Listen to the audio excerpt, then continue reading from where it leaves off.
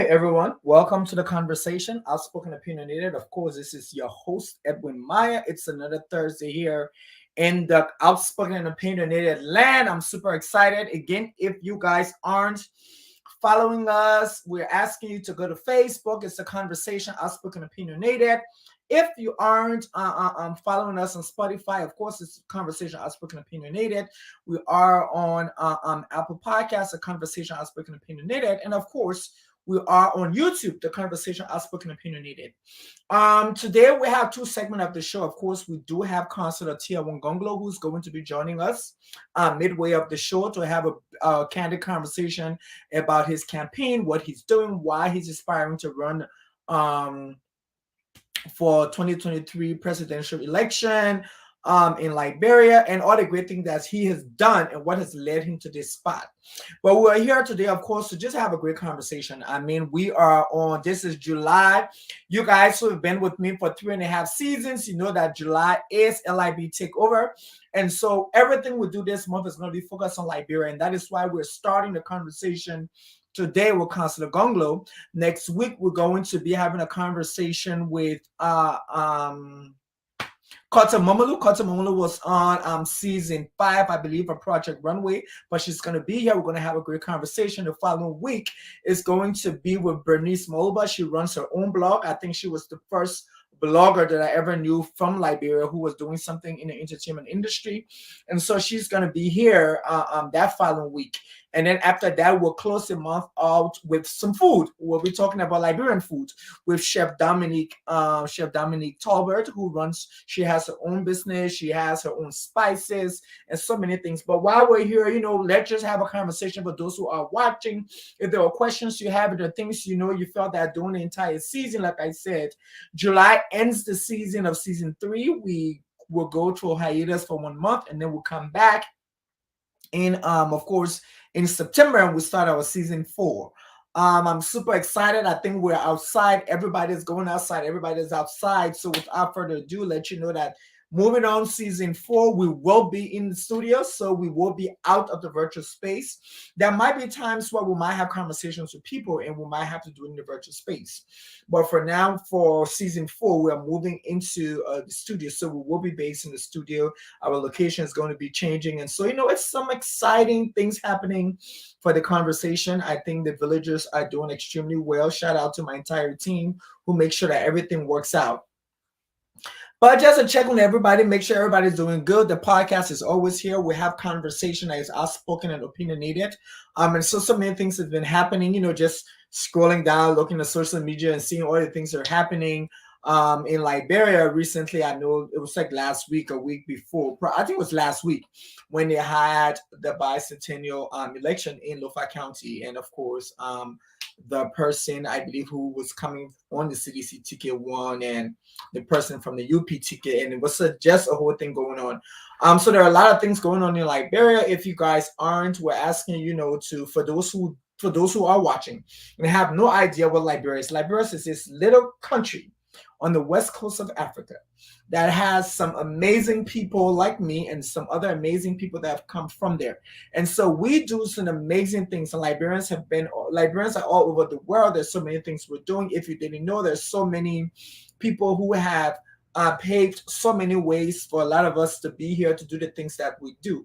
A lot of Liberians have made it thus far. And like I said, next week, I'm going to be having a conversation with Cllr, who is a Liberian who had the opportunity to be on Project Runway and to use her Liberian roots as her aesthetics when she was on Project Runway. And so there are so many other things that's happened. And so, just trying to go there.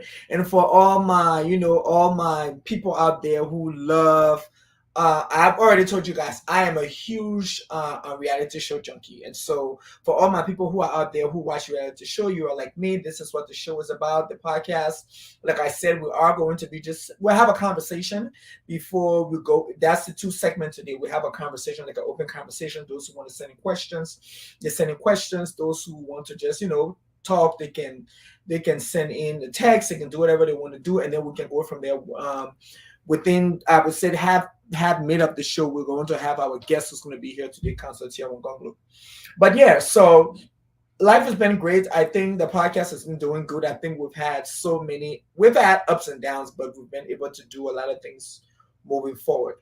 There are so many things that have happened. I think when you're watching social media and it's something that's been, they've been I've been confused about.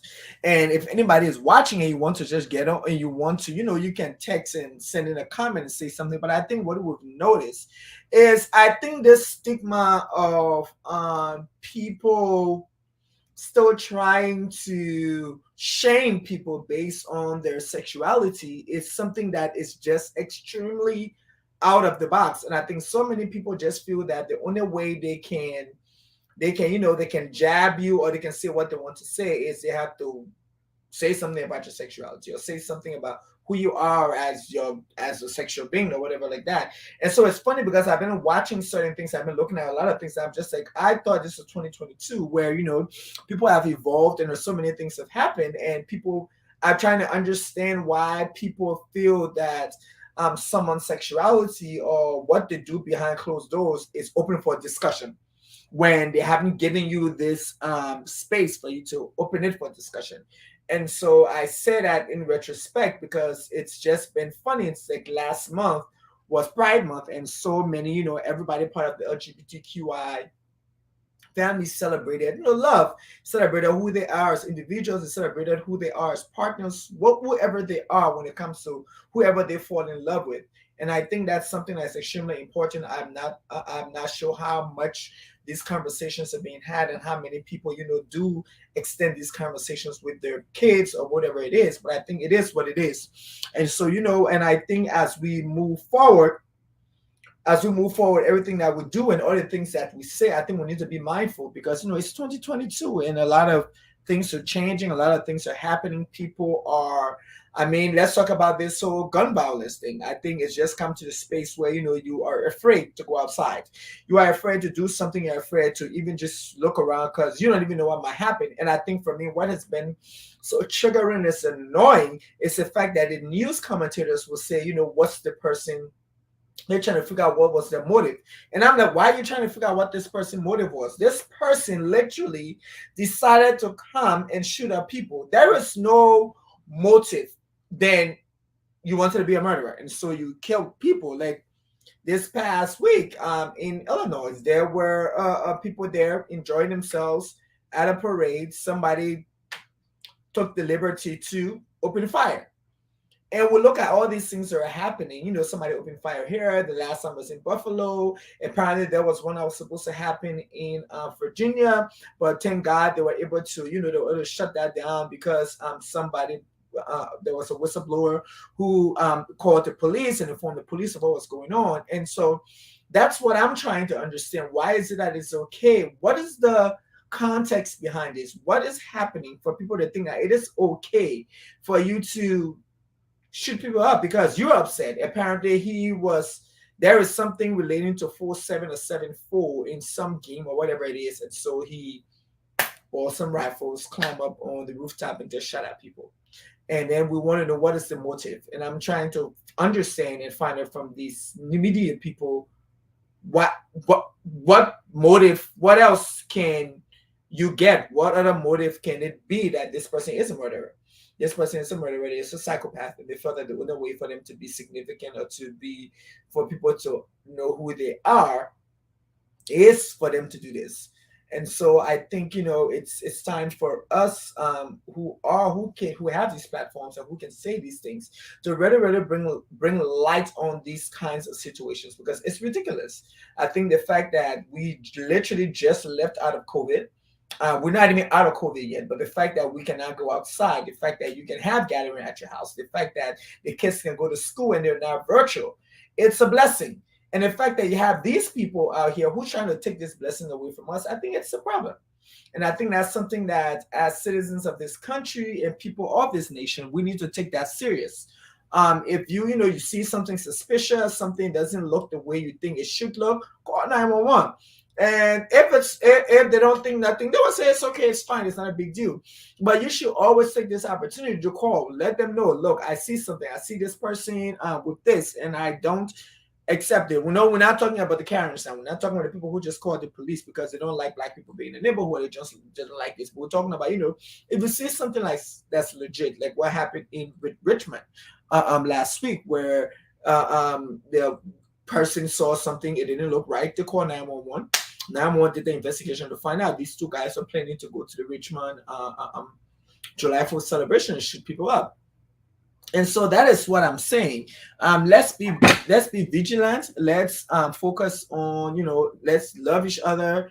Let's give each other the opportunity to be great. I think that's another thing that we also need to understand. Also, we need to take into consideration is like who we are as a people, who we are as a group. And I think there is some sort of loss. There is some sort of, individuality. People have strayed away from the community aspect or the group aspect or the team aspect.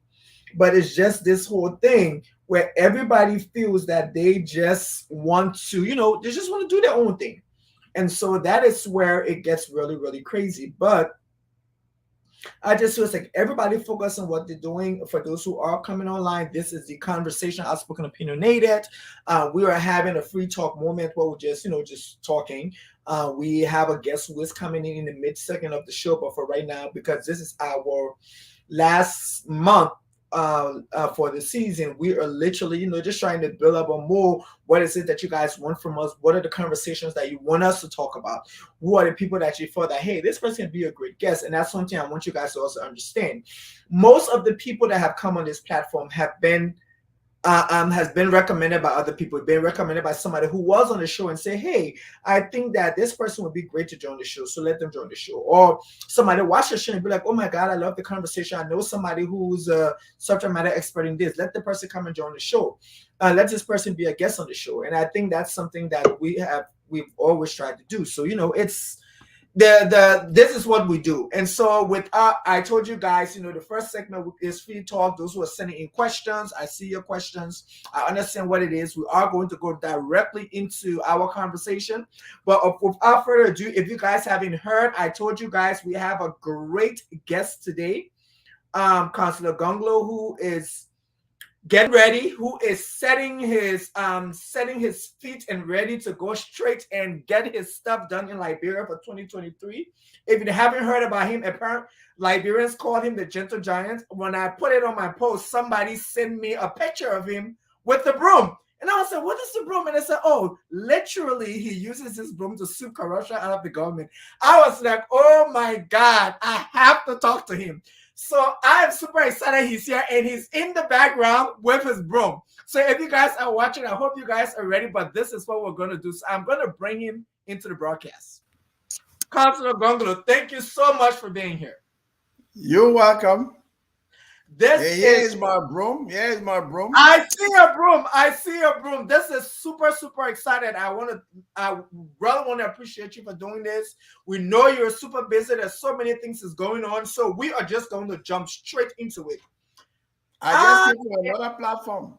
I know. That's what I heard. I mean, you are a busy man. So I'm honored to have you here. I'm honored to have you on my platform to do this. But I have been hearing so much about Cllr Gongloe. I have been doing my research. Okay, let's do this. Let's do this. What's going on? And then now you're here. And so I'm just going to jump straight into it because I think you've been an amazing lawyer. You've been an amazing human rights advocate. I mean, as a small kid growing up in Liberia, I think the first time I heard your name was if I'm mistaken, and you might correct me, you were, I think, the special assistant or executive assistant to Amos Sawyer. Correct. You got 100%. There you go. And I remember that's the first time I heard your name. Fast forward, during Ellen Johnson's Sirleaf regime, you were Solicitor General, then you were also Minister of Labor. Correct again. You got your facts right. Okay, now you are president of the Liberian National Bar Association. I mean, there's so many things that you were doing. My tenure ended last year. So your tenure ended last year. There are so many other people want to know, why are you deciding to run for president in Liberia? I like to do the difficult job. Liberia is in the ICU right now and needs to be rescued because if President George Weah stays, he would just be plucking up the cord, and Liberia will just disappear. You know, Yeah. Liberia is experiencing state failure in the time of peace. Every sector of our economy and social life is declining. Let's start with football. President George Weah was elected by the young people your age and below because they said in the street, Liberia will be a football tourist destination. Messi, Ronaldo, all of the great players will come here to play and we see them play. And because of that, Liberian young people will become super international stars. Some of them will become even better than George Weah. That was the expectation. See what has happened. In the first time in the history of international football in Liberia, Liberia was declared unfit to host international football under President George Weah's regime. Yes. That is a super shame and a big disappointment for the young people of Liberia. They have no opportunity to see even Guinea play in Liberia. I'm talking about Sierra Leone and Ivory Coast. Before you talk about European player come to play in Liberia, because he is so incompetent that he was unfit. He made our football field unfit to host international football, to meet that standard, although he played in Europe. Then under his regime, Liberia was the only monorail union country. You know, there are 4 countries called monorail union: Ivory Coast, Liberia, Sierra Leone, and Guinea. Yep. All 3 want to qualify for African Cup. The only one that did not qualify is the one that is headed by international football legend. Another disappointment. So my question to Liberians is, if George Weah cannot succeed in his area of expertise, do we expect him to succeed in health? The answer is no. Do we expect him to succeed in improving our educational system? The answer is no. Do we expect him to increase food production? No. Do we expect him to increase to improve our infrastructure? The answer is no. We do not expect him to do anything more because he failed in the area that he knows best, that he knows more than any Liberian, that he knows more than any African, and that he knows more than most people in the world. So we cannot keep him. So not cut you off, but I would say this. So this is what I said as a young person in the diaspora when this whole George Weah thing was starting in Liberia. My first question was, what is it that George Weah has done for Liberia while he was playing football? I said that as a football player, where is a little patch that he cleared out? I'm not saying a big football field, a patch that he cleared out, or a little venue that he said, you know what, this is football academy, where the Liberian kids can come and experience, where he can bring some of his boys to come over. Because that's what the stars do. Bring some of his I bet Pele did in Ghana. I bet Pele, Ghana. Exactly. So all of these things never happened, but the Liberian people still decided this is what they want. So now that we have come to the place where I think we're all choked and we're trying to resuscitate ourselves from this madness, I want to ask you, what are your keys to translation for your translating your vision for the future of Liberia? So my vision, I put even in simple English and it's playing on some radio stations in Monrovia. Okay. Here is what I want to do, because I believe that a better Liberia is possible if you have honest leadership, a disciplined leadership. Because, you know, if you're not disciplined and you see the people's money, you will privatize it and make it your own money, as President George Weah is doing. In the first year of President George Weah being in power, he built 47 condominiums, story buildings, opposite Baptist Seminary. And some people are so ignorant and naive to say, I leave the man build a house in Liberia, he build it in Europe or America. As if the houses belong to Liberians. We should never glorify theft. Stealing is stealing. Whether you steal, there's nothing good in stealing. To say you stole our money, you build a house in Liberia, that means that's good. That's not good. And President Weah has said in his annual messages many times that he has built more roads in Liberia than all of the presidents combined from J.J. Roberts to Ellen Johnson Sirleaf. I said that is a big lie. What is true is that he has built more private homes for himself than all of the presidents from J.J. Roberts to Ellen Johnson Sirleaf. That one not true. All right? Yeah. But that is not what people come to power for. People do not come to national power for themselves. They come to power to make life good for the rest of the citizens, to protect their lives and to seek their welfare so that there is generalized level of happiness. And in Liberia's case, so that Liberia can be a sweet land of liberty by God's command. Thank you. It is not happening. That is why that's why I want to come to a hem of power to direct Liberia in a positive direction. Because you see, it's based on my track record of transformation in government, my track record of being critical of government, my track record of selflessness, that I can take my time and sacrifice my legal services for poor people, that I can take risk of my life and speak truth to power, that I've been to jail many times and almost been killed as a result of that. I know how to sacrifice for the people. There's no better sacrifice than your life. And I've risked my life for the Liberian people. They say there can be no gain without pain. And I believe that I can protect these pains by taking Liberia in a better direction. So, you talked about something earlier where when you were speaking, you brought up the fact that, President Weah has built so many homes, and you were openly, a couple of months ago, you openly accused him of building these homes, and there are no sense of wealth. Where was this wealth coming from? And so I ask you, because I remember a couple of years back, there were rumors that the President Ellen Johnson Sirleaf did not want Ambassador Boakai to be president because she was afraid that there was going to be some sort of reprimand towards her. He might reprimand her for whatever corruption or whatever. Now I ask you, you are the banner of corruption. You are the person who is making sure that we can get corruption out of Liberia. Is that something that you will consider to do some sort of audit on? If you do become president, will you be able to do some sort of audit on President Weah and Madam Ellen Johnson Sirleaf? Well, I'm required to audit, at least to take a kind of stock of what I meet in office.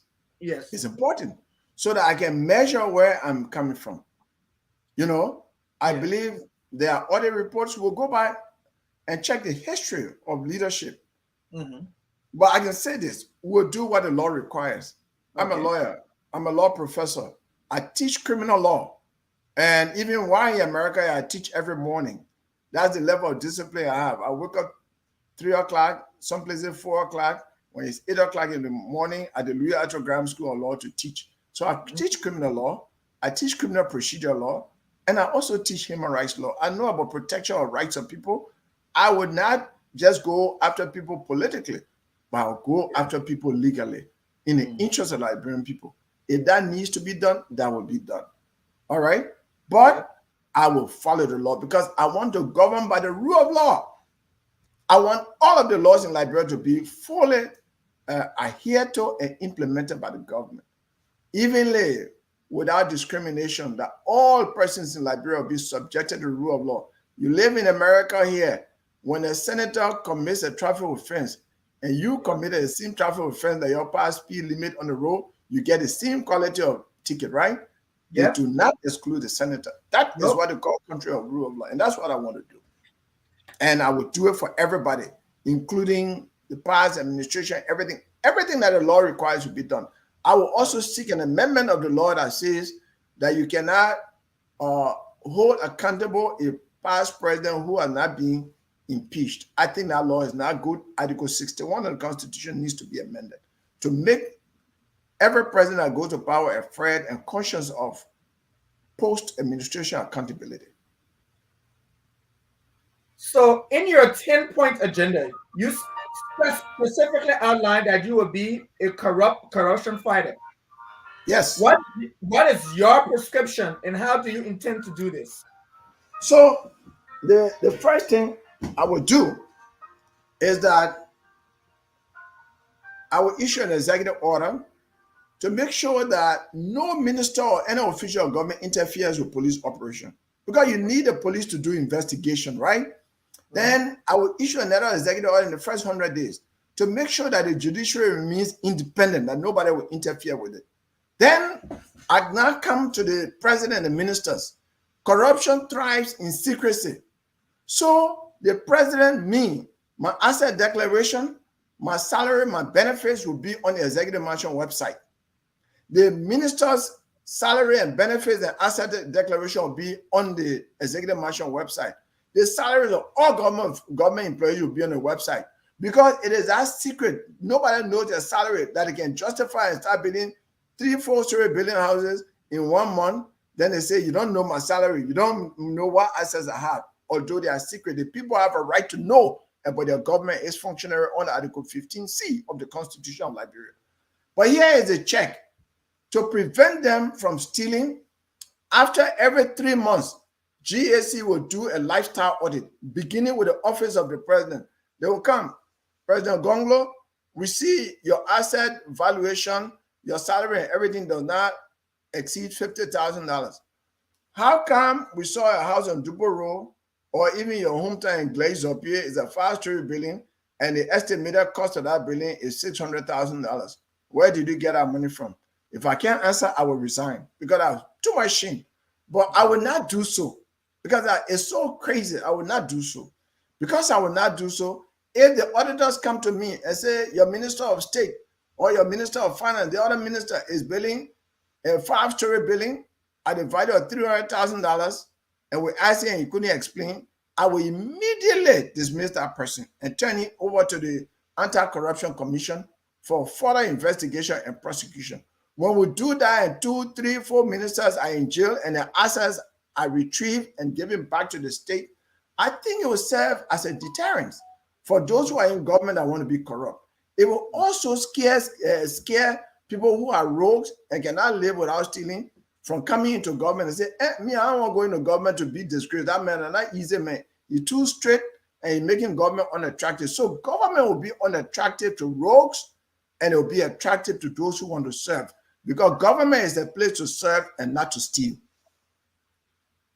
So I would say this. So for the young people, young adult people, people who are, would say young professionals, they have all, most of them who have lived outside of Liberia and who live in different countries have all come to this realization where like the only way people in Liberia, other African countries can find wealth is to work for government because there's no check. And so I'm going to make government unattractive. I want my government to create millionaires outside government. Okay. Not inside government. What obtains in Liberia today is all the rich people are inside government and they come into government poor and they are produced, they become rich in government. All right. So I want wealthy people to be outside government. Look, we opened the television station today in the United States and the CNN showed this young girl, 34 years old, 7 mil billionaires. 7 mil billionaires. That's what we want. We want people who want to produce our own billionaires in Liberia based on their talents and their ingenuity and hard work so that they can be true role models for other young Liberians to work hard, to be talented, and to be creative, not inside government. So one thing I would do, if you are a hard-working person in Liberia, every government contract will go to Liberians first, Liberian companies first, and also our companies second. We'll not have a situation like today where Liberian companies are subcontractors to foreign companies in their own country. So when are we going to produce our own millionaires and billionaires? And in every country, government is the biggest customer of the business community. We want to govern for Liberia. Liberia first and Liberia last. Let Liberians feel that they are true citizens of Liberia. That is what I want. And it is possible. Other countries are doing it. In this country, there are countries that will say American companies only. In Ghana, they will say Ghanaian company only. Like a Nigerian company only. If you are a foreign company, you get it through the back door through a local company. So then the citizens feel proud. They feel special. because of that preferential treatment, and they deserve it. Liberians deserve it too. We cannot have a situation where President George will come to power and say, in my government, Liberians will not be spectators in their own economy. You know why? He's consistent. He's keeping that vow. This is how you're keeping the vow. Because in order to be a spectator, you have to enter the football stadium. But at the football stadium, Liberians are not even allowed to enter. So because Liberians are not allowed to enter, they can't even qualify to be spectator or player. In their own country, I will not do that. Liberians will first enter the stadium before anybody else in the economy, because that is their country. So Liberians, I would say this, in a way, Liberians have realized that there is a challenge. I think Liberians, I don't care what walk of life you are, you realize that there is a challenge. So how are you working to help Liberians? How are you going to work to help Liberians overcome these challenges? So, for example, entrepreneurs, it is in my plan, you see that in the first 100 days, we'll open opportunity for sub-loans to Liberian entrepreneurs. Okay. To do it, it will be monitored. All right. And we'll revive the Agricultural Cooperative Development Bank, for example. For those who want to engage in commercial farming, the government will give farming machines to cooperative societies through the Agricultural and Cooperative Development Bank, that it will take the farming machines and equipment for 15 years, no interest, but it will pay the machines on the machines in 15 years. That will empower farmers. They will produce our rice so that we become less dependent on foreign rice. Today, over 80% of the rice we eat in Liberia is imported from India and other countries. And that contributes to our poverty, because when the price of rice goes up, we get poorer. All right? And the price of rice comes down, we get richer. And the only way the price of rice will come down, unless we produce rice in Liberia. And that is what we're going to do. Okay. So I want us, let's move over. So I want us to talk about education and healthcare. Yes. The education sector in Liberia has gone down to the barrel. There is nothing left. And you are someone with such high education knowledge. You are a counselor. You teach in the higher education. What is it that you are going to bring to us to help us to revitalize this education system? Every country that has developed has emphasized education, number one. You have to give comprehensive education to young people, quality education, and at least cost. Today in Liberia, the children pay WIAC fee. I never pay WIAC fee growing up, even though Liberia did not have money, on other government. I never pay WIAC fee. But George Weah government has WIAC fee, then he come to pay and say, I'm paying WIAC fee. Why should the students even pay WIAC fee? The West African Examination Council fee. When I went to school, I never paid. Mission school, government school, we never paid. Our responsibility of government. You cannot abdicate that responsibility and he come by and say, oh, I'm a humanitarian now. That to educate Liberians is a constitutional obligation under Article 6 of the Constitution of Liberia. And it is the right of all Liberian young people to be educated by the government. I will uphold that constitutional article and give Liberian young people quality education so they can compete with Nigerians, Americans, Japanese, everybody around the world. When you educate your young people, they become creative, even if they don't have government job. Don't we see the young people who know IT are sitting in Ghana and are getting jobs outsourced from United States and Europe to them? They are sitting right in their country making money. We can do the same thing in Liberia. Open the space for opportunity for self-actualization and empowerment economically by educating them, providing all of the educational materials for them.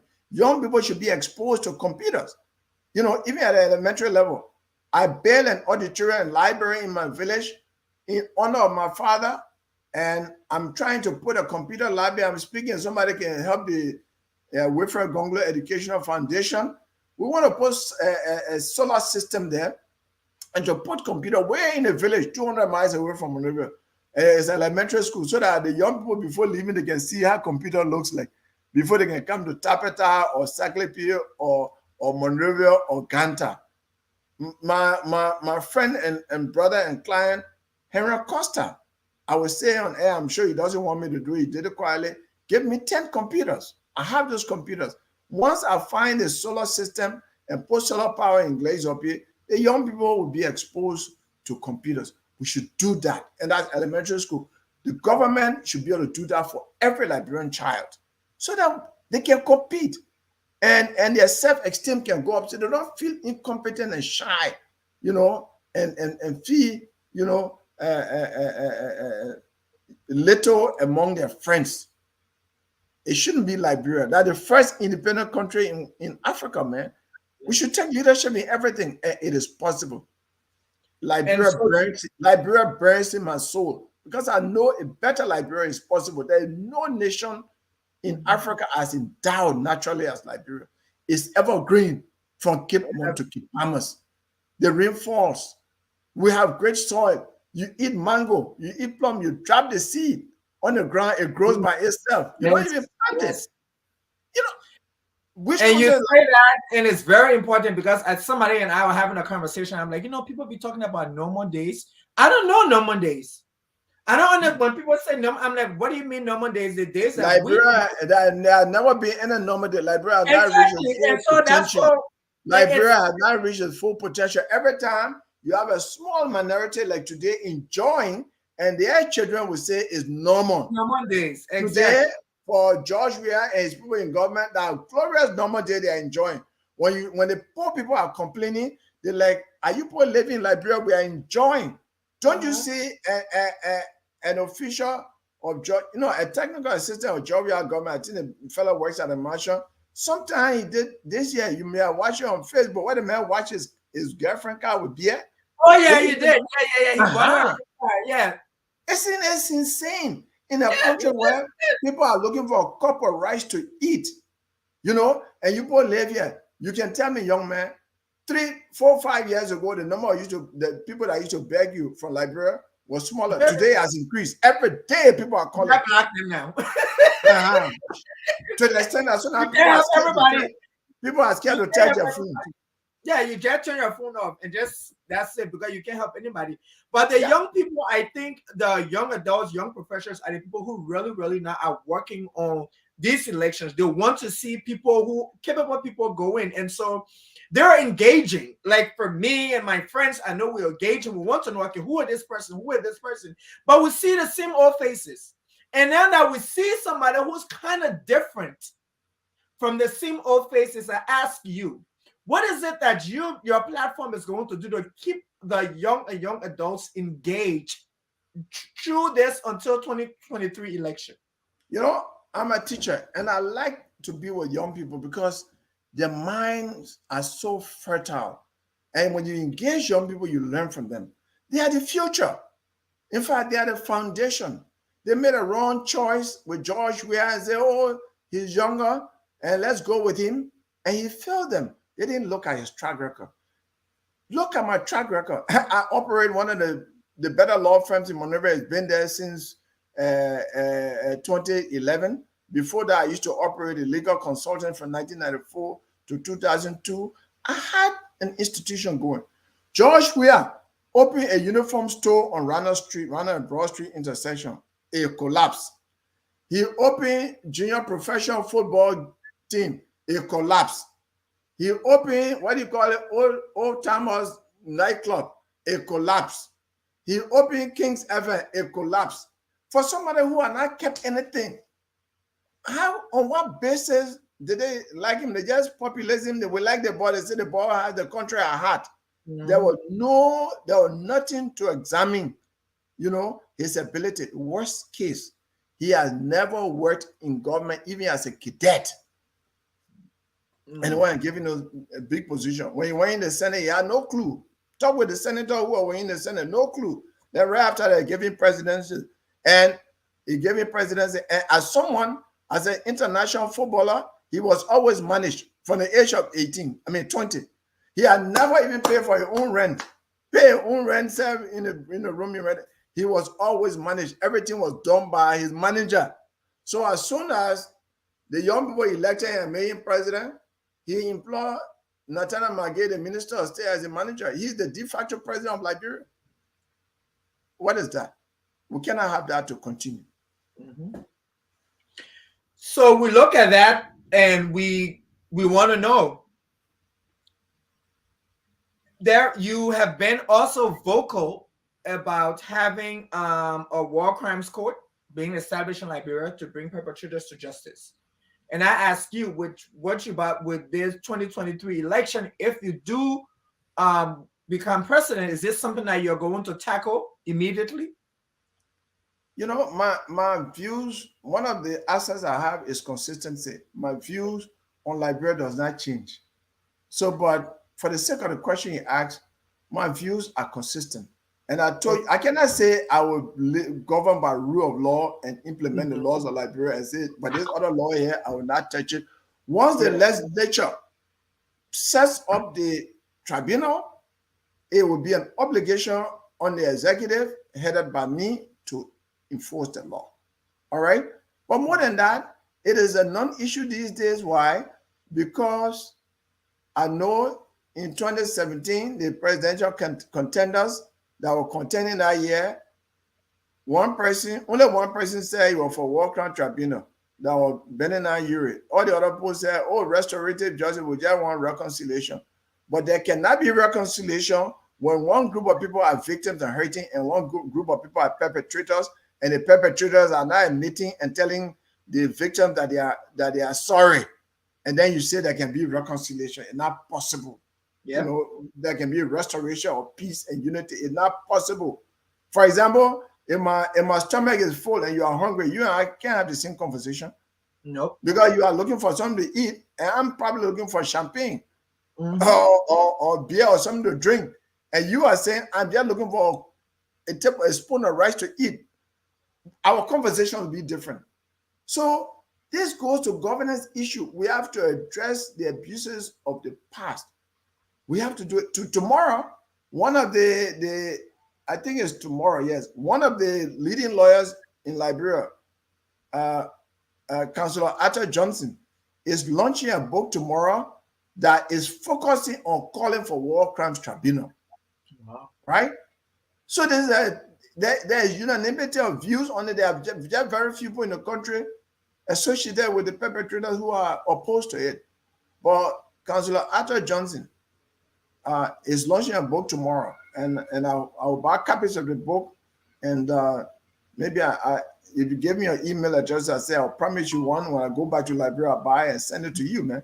You know, I want the young people to have access to that creativity. He's a young man, and he took his time beyond going to court to sit down and actually write his view. He's head of the Criminal Justice Department at the AME University.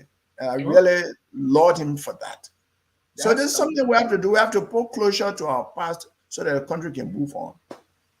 And I think that's extremely important when we're talking about closure, because I think there's still this factor of people who still feel that there are a certain group of people in Liberia that are less than. There are certain people in Liberia who we still have this thing which I don't like. And my friends are like, what do you mean? I hate when I go somewhere and the first question somebody asks me is, who your pa, who your mom? This is my name. This is who I am. Why do you need to know?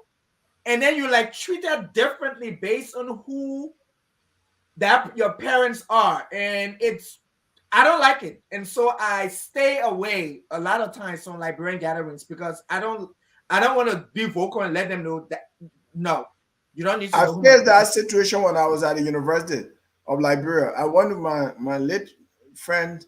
I don't want to. Yeah, we went to a party around Bassa community in some building there, and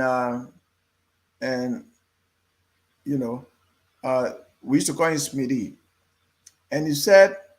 Then people started asking me, are you a this? Are you a... They were calling different names. Started asking me my name. You look like this family. You look... So my friend just got vexed. He said, my man, let's leave. You know, because it was among certain people that he was related to, and they were treating me like, not asking me for my name, but asking whether I belong to that group of people. So my friend just got vexed and said, let's leave. Let's go to a club. And so the people are crazy people. I bring my friend from the dormitory to hang out, and you're asking him whether he's from this other player, from that player, whether he belongs to their family. People should be taken on the basis of who they are. They are. You know, people, it doesn't matter which family you come from, which ethnicity you come from, which county or region you come from, which country you come from. Every human being must be judged by the content of his character. Yes. And what he's able to produce for society. You know, that should be the first point of engagement. And people should be valued on that.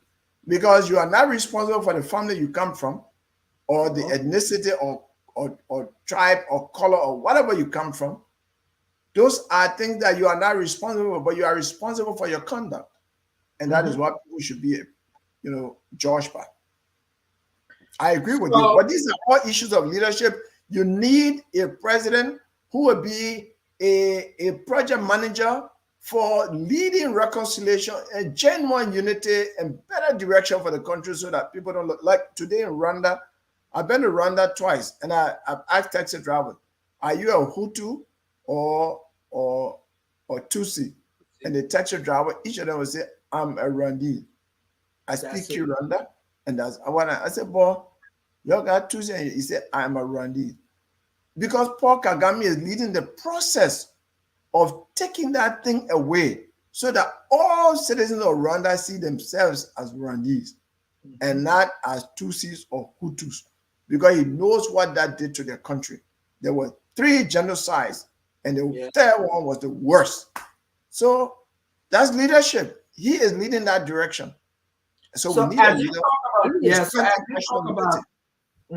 As we talk about leadership, what are your 5 core values, and how have they been able to shape you to lead?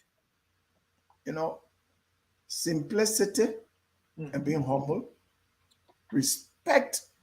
You know, I believe in what Confucius said: do unto others as you may want them to do unto you. You know, mutual respect. Honesty. Honesty is quite important. Hard work. I don't like free things. I like to work hard. It shows progress, and you feel good when you achieve. Yep. And high level of nationalism. That's why I say I have 2 C's that I'm loyal to: my country and my conscience. If I can't, you know, be at peace with my conscience, I'm in trouble.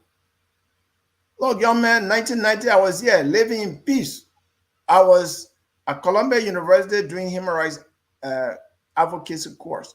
When the course finished, I couldn't return to Liberia in May when my friends were going to other countries. In September, after Dr. Saye was selected as the interim president, he called me from Freetown, come and join us to go bring peace to Liberia. Everybody in New York told me I was crazy because they were watching people being killed. You know what my conscience told me? He said, oh, so how will you answer the Liberian people tomorrow when they say, why did you not come to Liberia when there was conflict and you were asked to be part of the team to bring peace? By myself, in my little room at International, I say, you know what? I will not have an answer. All the way I've been criticizing people about putting Liberia first, so I'm not able to put Liberia first. I jump on the plane and went to Freetown. I got to Freetown the next day. I met President Saye. I've been to Mane Hotel. They say we want volunteer to go to Monrovia to see how Monrovia looking. My son, I volunteered. I went to Monrovia. We were 5, led by Dr. Liva Zanga. I must tell you, when I arrived at the Freeport and saw over 300 dead bodies that are rotting on the ground, I must admit, to be truthful to you, I talk about honesty, I regretted going to Monrovia. I said, oh, so I'm in Monrovia. Whether I'm dreaming that I'm in Monrovia or I'm actually in New York and dreaming. You mean I'm actually in Monrovia? I knew that I could die. And frankly, during that period, I was jailed and almost got killed and all of that.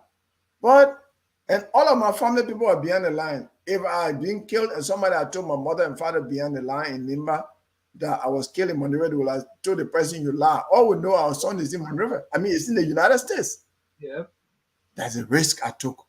That's the same risk I'm taking today, knowing that Liberians are deprived. They are angry because they are being made so poor. And Liberia is in the state of ICU.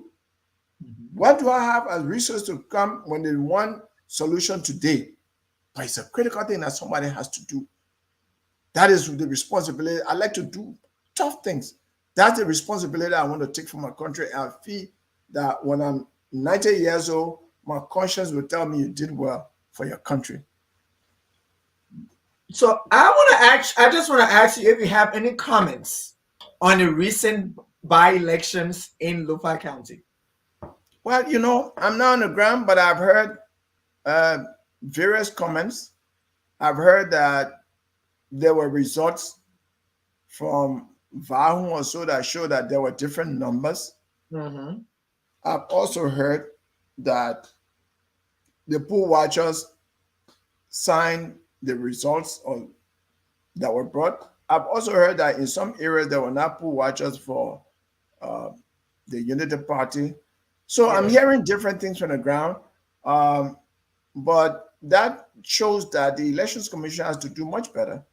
That when the Election Commission comes out with a result, it should be authentic and it should be above all suspicions. Because, you know, we should know that it is the suspicion over the result of the 1985 election that led us to conflict, that made over 300,000 people to die. So we should not joke with election result. You know, election results should be so authentic that it should be above any question. It is a national commitment. So each of the election commissioners should be guided by our history and say, should I be responsible for the country going to chaos as Emma Hammer was held responsible?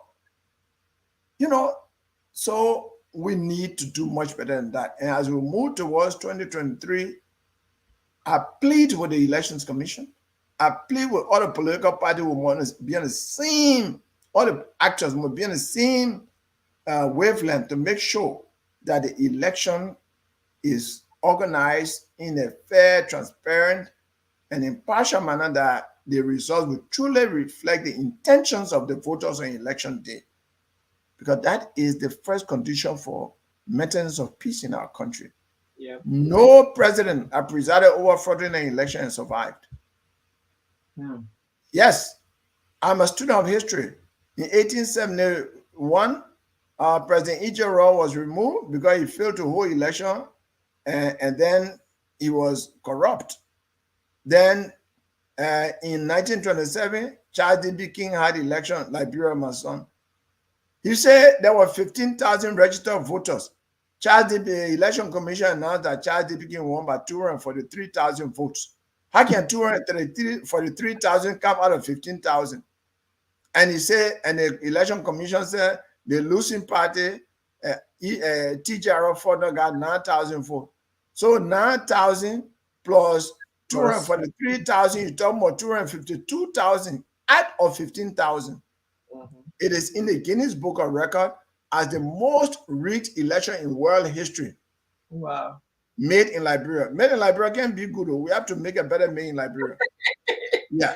And then, but George Weah is another made in Liberia. We are the only one who took a footballer who education is who had no track record in government and made him president. That another made in Liberia. That other made in Liberia is not good too. No. We have to change it. We have to change it. Then in 1985, we had one election. After the election, they appointed 50 persons to count the result that people knew already, and then people questioned the result. It brought conflict. So I tell President George Weah, you can do you now pay your 47-story building and building more.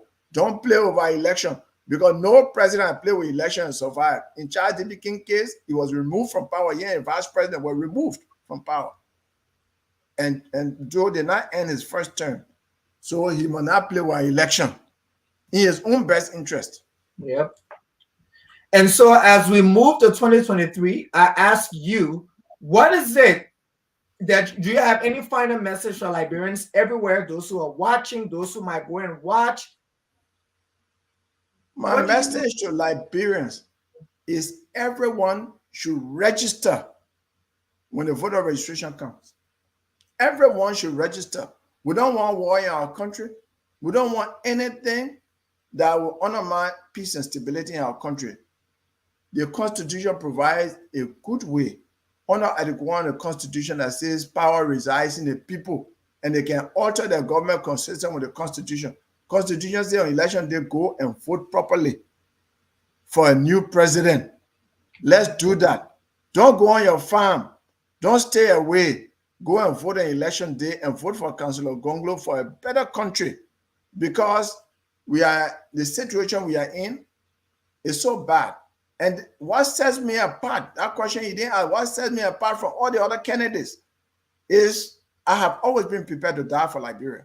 I went to jail at the age of 22, speaking truth to power, fearlessly. I was beaten by the PRC regime on LU campus. Again, being part of the group that were questioning those statements that all those who want to resign, who want to run should resign. And LPP said, you resign first.